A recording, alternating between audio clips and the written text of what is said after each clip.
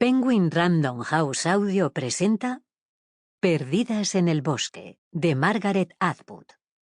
Narrado por Charo Soria, Elsa Veiga, Sol de la Barreda, Olga Hernán Gómez, Eugenio Gómez, Diego Ruselón y Naya Laiz. Para mis lectores, para mi familia, para mis amigos presentes y ausentes, para Graham Gibson, como siempre. Parte primera. Tig y Nell. Primeros auxilios. Un día, Nell llegó a casa poco antes de la hora de cenar y se encontró la puerta abierta. El coche no estaba. En los peldaños del portal había manchas de sangre, y una vez dentro, siguió su rastro por la moqueta del recibidor hasta la cocina. Sobre la tabla de cortar había un cuchillo, uno de los preferidos de Tig, de acero japonés muy afilado, y junto a él, una zanahoria a medio cortar manchada de sangre. La hija de ambos, que entonces tenía 9 años, no estaba por ningún sitio. ¿Qué podía haber ocurrido? Unos bandidos habían allanado la casa. Tig había intentado defenderse con el cuchillo y se había cortado. Aunque entonces, ¿cómo se explicaba lo de la zanahoria? Los bandidos habían salido huyendo con él y con la niña y se habían llevado el coche. Quizá debería avisar a la policía. O puede que Tig estuviera cocinando, se diera un tajo sin querer con el cuchillo y viendo que necesitaba puntos, decidiera acercarse en coche al hospital y llevarse consigo a la niña para no dejarla sola. Eso era lo más probable.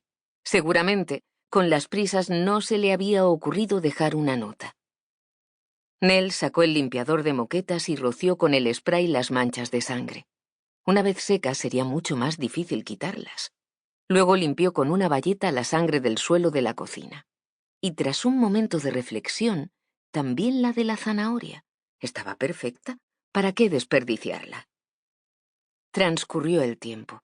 El suspense fue en aumento. Nell estaba a punto de llamar a todos los hospitales de las inmediaciones para preguntar por él cuando Tig regresó con la mano vendada. Estaba feliz y contento, igual que la niña. Menuda aventura. La sangre manaba a chorros, le contaron.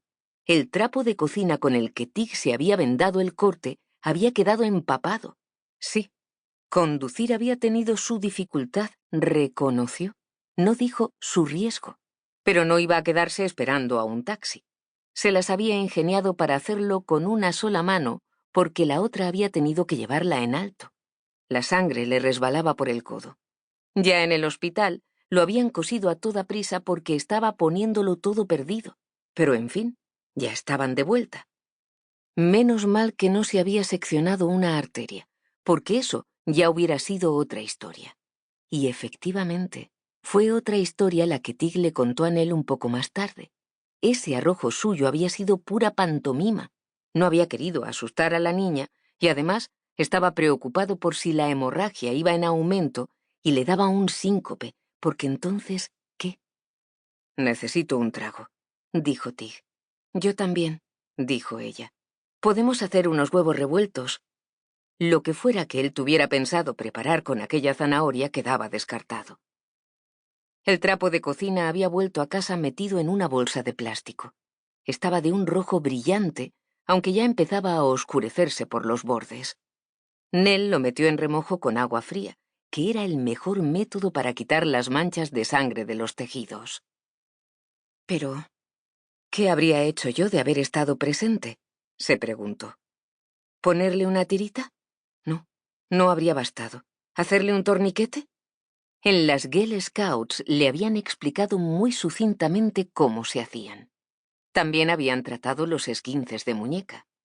Su terreno eran las emergencias de poca monta, no las graves.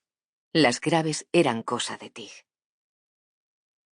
Ese percance había ocurrido tiempo atrás. Por lo que ella recordaba, un septiembre a finales de la década de 1980. Entonces ya existían los ordenadores, aunque tipo armatoste, y también las impresoras, para las que se utilizaba Sample complete. Ready to continue?